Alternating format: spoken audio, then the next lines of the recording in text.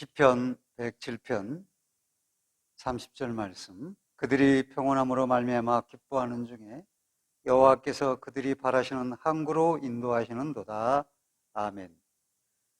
지난 시간에 아버지 집의 평안에 대해서 말씀을 드렸습니다. 오늘 이 말씀을 들을 때 아버지 집의 평안이 여러분의 삶에 충만하기를 주의 이름으로 축원드립니다. 시편 107편은 작자 미상입니다. 이사야서의 일부분과 닮았다고 해서 이사야가 기록했지 않았을까라고 추정을 하지만은 작자 미상이 맞다고 볼 수 있습니다. 이 시편 오늘 본문을 보면은 비유적으로 말씀하셨는데 이스라엘 백성들이 70년 동안 바벨론 포로로 살다가 귀환을 해서 예루살렘에 도달했습니다. 그런데 이 귀환 과정이 바다로 비유됐고, 그리고 예루살렘에 도달한 것이 소원의 황구에 도달했다라고 표현을 하게 된 것입니다. 오늘 이 소원의 항구라고 한글 개혁 한글판은 소원의 항구라고 이렇게 되어 있고, 개혁개정판, 즉 지금 우리가 보고 있는 성경은 바람의 항구다, 바라는 항구다, 이렇게 표기가 됐습니다. 저는 소원의 항구가 더 익숙한 것 같아요. 오랫동안 보았기 때문에. 그래서 그러면 소원의 항구란 무엇이냐? 당시 귀환하는 이스라엘 백성들에게는 예루살렘이죠. 바벨론은 포로된 것입니다. 예루살렘은 자유를 누릴 수 있는 거죠. 하나님을 섬기는 자유, 하나님을 찬양할 자유, 하나님을 예비할 자유, 그리고 하나님과 함께 기쁨을 누릴 자유가 있는 곳, 그게 예루살렘이죠. 그게 바로 소원의 항구예요. 이스라엘 백성들은 포로에 끌려가서 바벨론에 그발 강가에서 그들은 자유롭게 예배하지 못했습니다. 삶이 포로로 끌려갔으니 노예가 되지 않았겠습니까? 그러니까 그발 강가에 그들이 모여가지고 수금을 버드나무에 걸고 노래하지를 못했어요. 그래서 통곡하며 울었습니다. 예, 너의 하나님이 어디 있냐? 너의 하나님이 계신다면 너희가 이렇게 노예가 됐겠느냐? 예루살렘, 너희 도상 예루살렘 망했지 않느냐? 라고 비웃고 조롱을 했습니다. 그래서 그들은 예루살렘을 향하여 통곡하며 울었던 것이죠. 아마 그들의 마음속에 예루살렘을 그리워하며 그때의 그 자유로움과 그리고 하나님을 예배하던 때가 너무 그리웠을 것입니다. 포로 생활 중. 그런데 지금 그 예루살렘을 향해서 출발했고 지금 그 소원의 항구에 도달하게 된 것이죠. 그래서 이 소원의 항구는 예루살렘이죠. 예루살렘은 어떤 곳입니까? 하나님의 백성들이 하나님의 도성에서 하나님과 함께 더불어 즐거워하는 곳이죠. 가장 지복의 행복이 도성입니다. 그 하나님의 백성들에게 가장 지옥이 뭡니까? 예배하지 못하는 것, 지옥이죠. 섬기지 못하는 것, 지옥이죠. 자유롭게 하나님과 교제하지 못하는 것, 지옥이죠. 그런데 이것을 더 끝부분에는 이 항구라는 말이 피난처, 도피처, 그런 그러니까 그리스도를 가리키는 거죠. 그래서 우리는 모두 소원의 항구를 가지고 삽니다. 오늘 하나님을 예배하는 그것도 소원의 항구가 되겠고, 또 내가 가지고 있는 각자의 소원이 있어요. 그런 소원의 항구에 도달해야 되는 것이죠. 그런데 나의 소원이 있고, 나의 소원의 항구가 있고, 또 중간에 보면 예루살렘의 소원의 항구가 있고, 저 끝에는 그리스도에 도달하는 소원의 항구가 있어요. 이것은 일치가 돼야 되는 것이죠. 즉 무슨 말씀이냐면 우리가 살다가 꿈이 있고 소원이 있고 바라는 것들이 있어요. 그게 이루어져야 되잖아요. 이루어지면 얼마나 기쁘고 좋겠어요. 그런데 그 기쁨과 즐거움, 그것이 예루살렘과 연결이 돼야 되겠고, 또한 그리스도께 가까이 가는, 하나님과 가까이 하고 그리스도께 가까이 가는 소원의 항구가 돼야 된다라는 것이죠. 공부를 열심히 해요.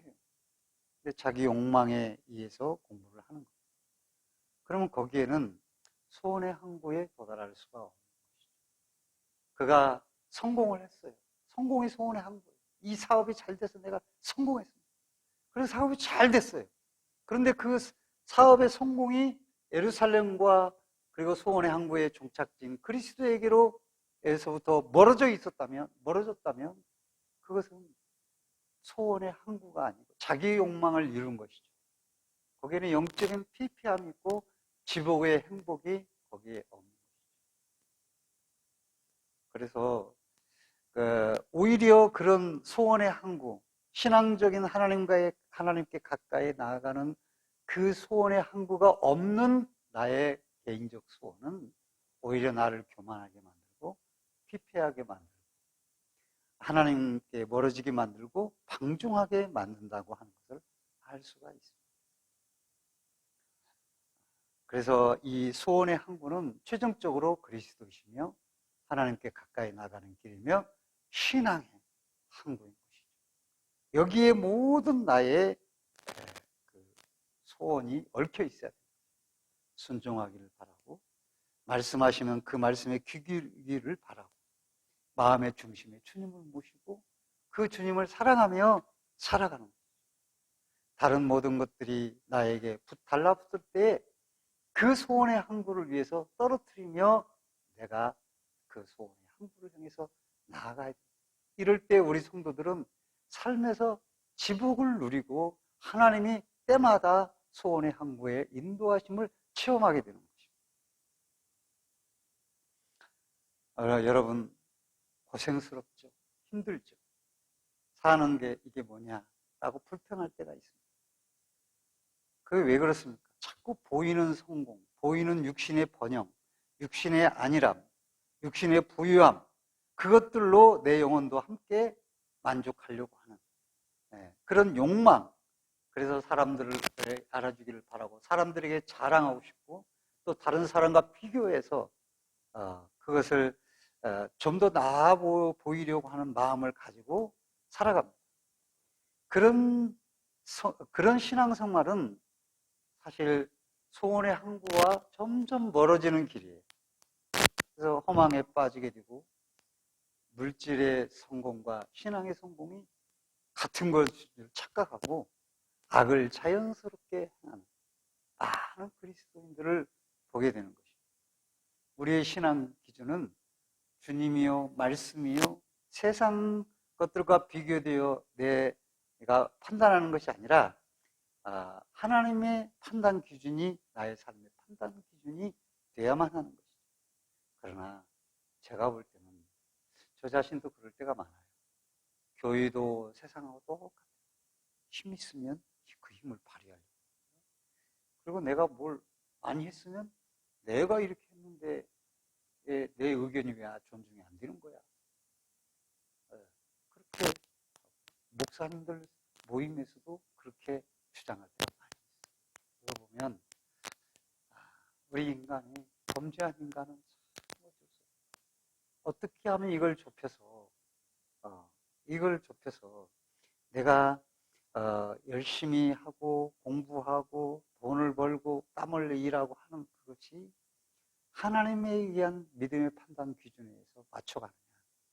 그것은 이때의 소원의 한계에 도달하게 된다라고 말씀을 드리고 싶은 것이죠. 그러면 하나님이 그 소원의 항구에 우리를 도달하게 하는데 아무나 다 도달하게 하시냐? 그렇죠. 어떻게 우리가 소원의 항구에 도달할 수 있느냐라고 하는 것이죠. 중요하지 않습니까? 내가 때마다 하나님이 주시는 기쁨과 은혜를 충만하게 누리며 살아가는 예수 믿는 복된 삶, 즐거운 삶, 행복한 삶이 우리에게 있어야 되는 거예요.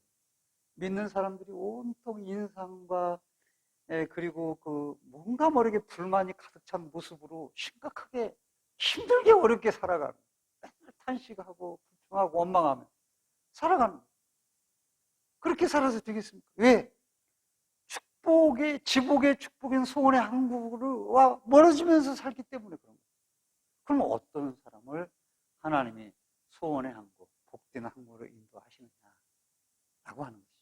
한번 따라서 해봅시다. 평온함으로 말미암아, 네, 평온함으로 말미암아 소원의 항구로 인도하시다. 여기 이시토크라고 하는 이 단어는 평온하다라는 뜻인데 원래 의미는 잠잠하다, 그치다 그런 뜻입니다. 그리고 이 문자적으로 여기서 평온함으로 말미암아라고 하는 것은 그들이 평온함으로 말미암아 기뻐하는 중에, 그래서 30절만 읽으면 그 사람들이 평온하니까 하나님이 인도해 주셨구나 이렇게 생각이 들 수가 있어요. 그런데 그게 아니라 광풍을 고요하게 하사 물결도 잔잔하게 하시는도다. 그들이 평온함으로 말미암아 기뻐하는 중에, 그들이 바다가 평온함으로 말미암아 이게 빠진 것이죠. 물결이 평온함으로 말미암아 기뻐하는 중에. 그러니까 여기서 평온함으로 말미암아라고, 뭐가? 물결이 평온함으로 말미암아 소원의 항구로 여호와께서 인도하셨구나. 물결의 잠잠함을 가리킵니다. 사람의 마음보다.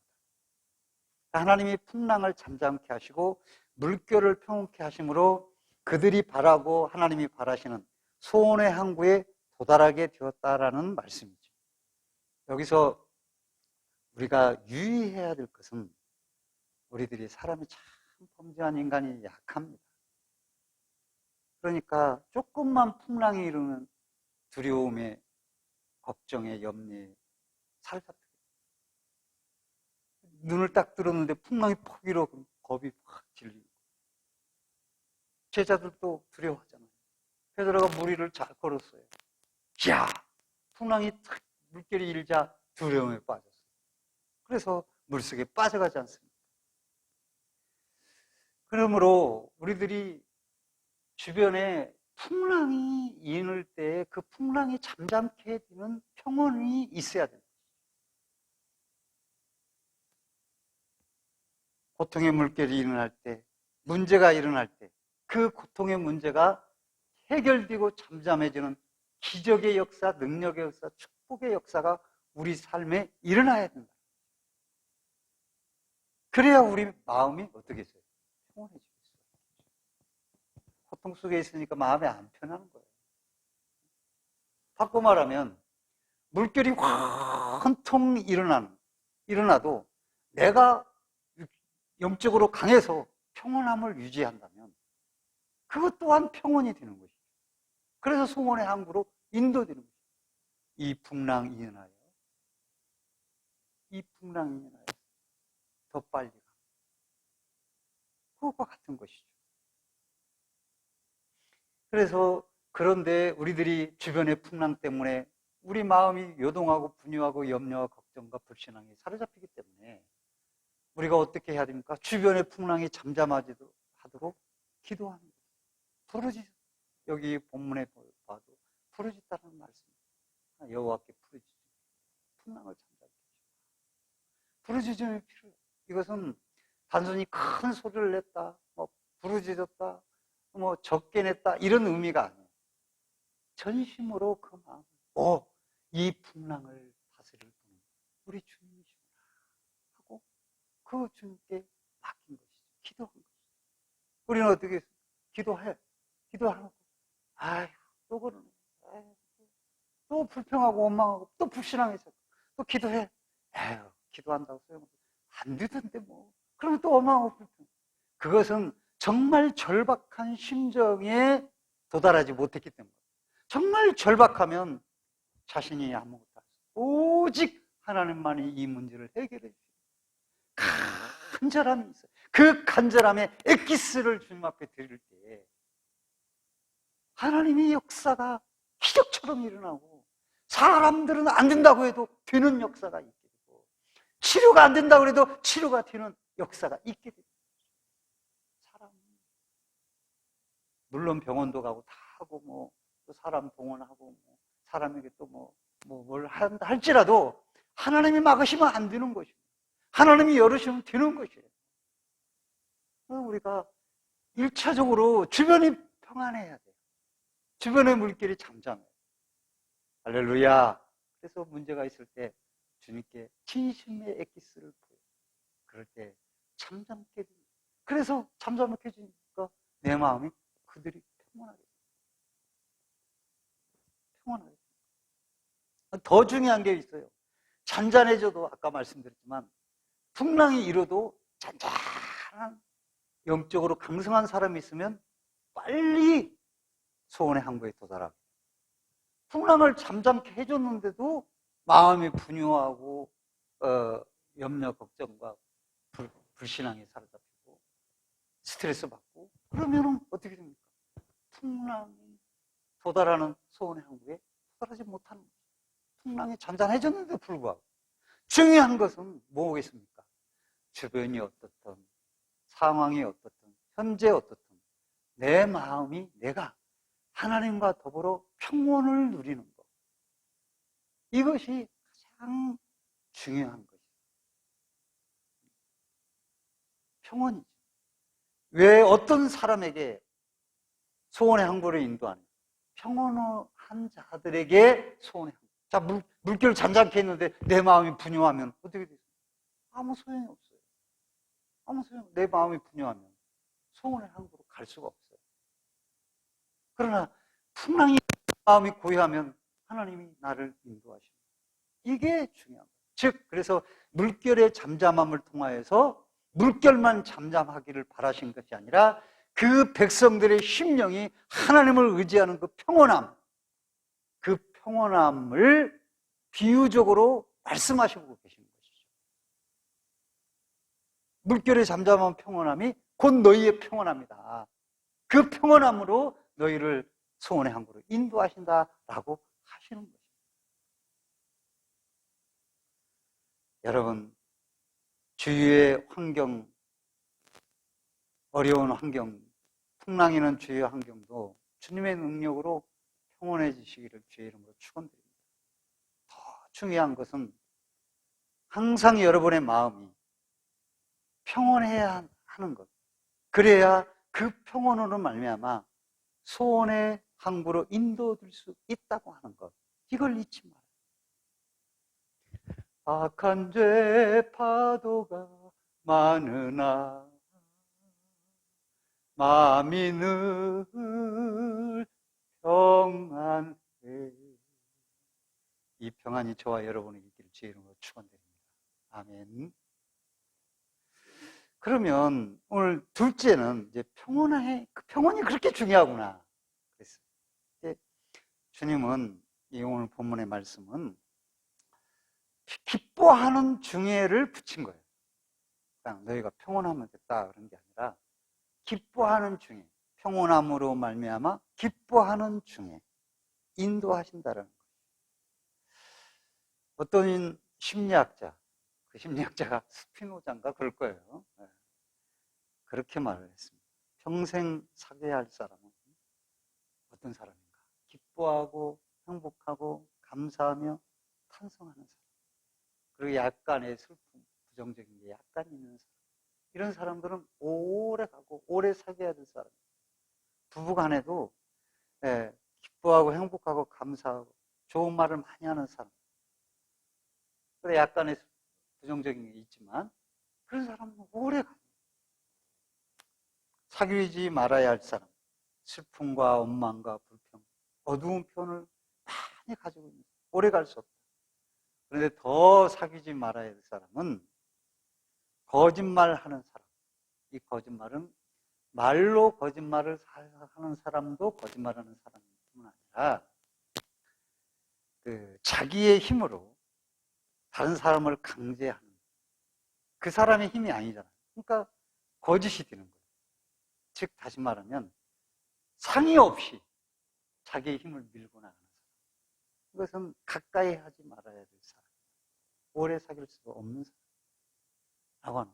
부부간에도 거짓말 살살하지 말고 솔직히 말하고, 그 다음에 상의를 해야 됩니다. 내가 하자는데 왜 이렇게 하는 건 거짓이 되는 거예요. 저쪽 사람의 힘이 아니잖아요. 나의 힘이지. 그건 거짓인 거예요.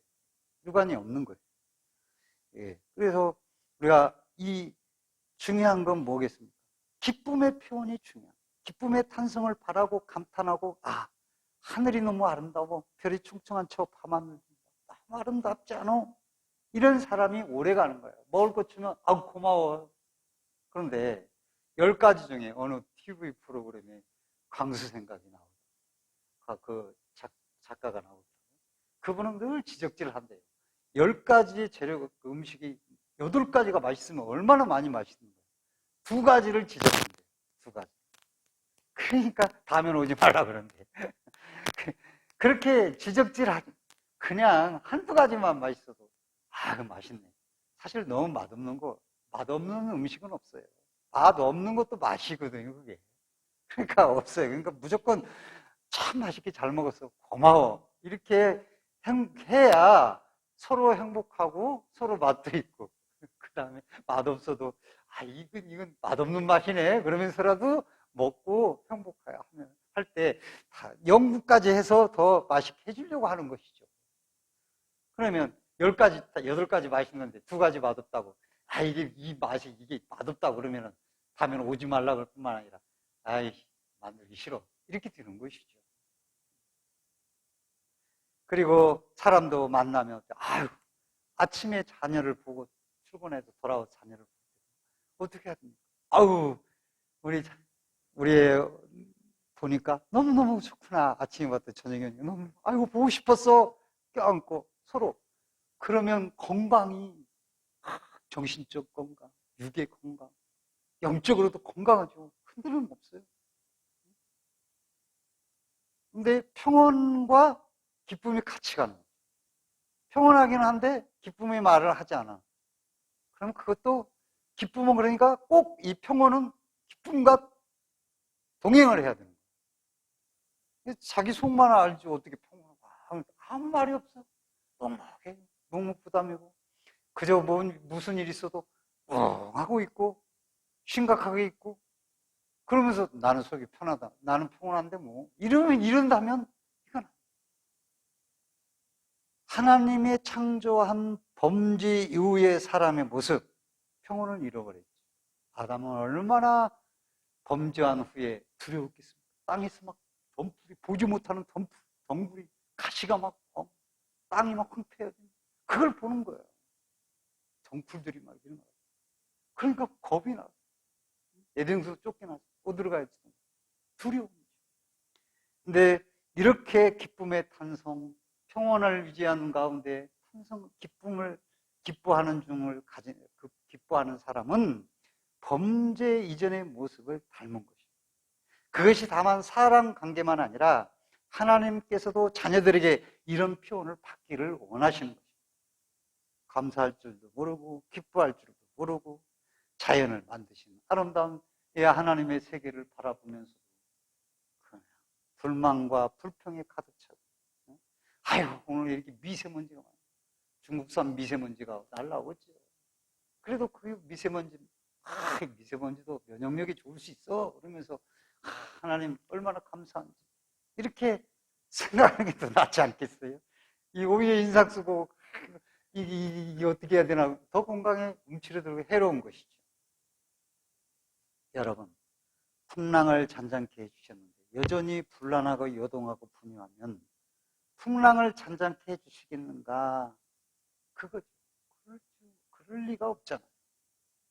그래서 하나님 앞에서 우리가 기쁨을 표하고 감사를 바라고 탄성을 바라며 하나님 내가 너무너무 감사해 라고 감사의 조건들, 기쁨의 조건들을 찾아내.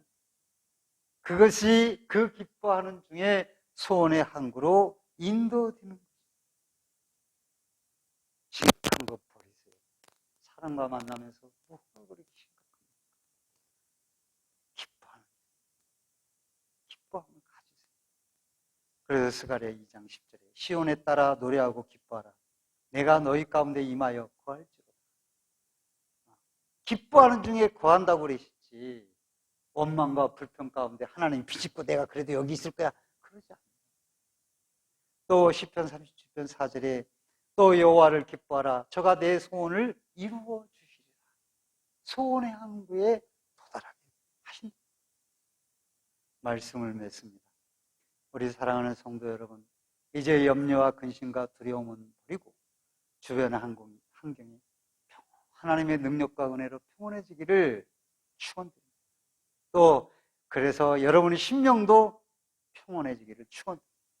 그래서 항상 기쁨이 충만. 무엇보다 그 누구도 여러분의 기쁨을 앗아갈 수 없도록 그 기쁨을 유지하시기를 바랍니다. 중요한 건 평온함을, 어떠하든지 평온함을 유지함으로 말미암아서 그 평온함으로 오는 기쁨 중에 주님은 저와 여러분을 소원의 항구로 인도한다는 사실을 아시고 오늘 평온함과 기쁨으로 소원의 항구의 축복을 날마다의 삶 속에서 누리시기를 주의 이름으로 간절히 축원드립니다. 축원드립니다. 아멘.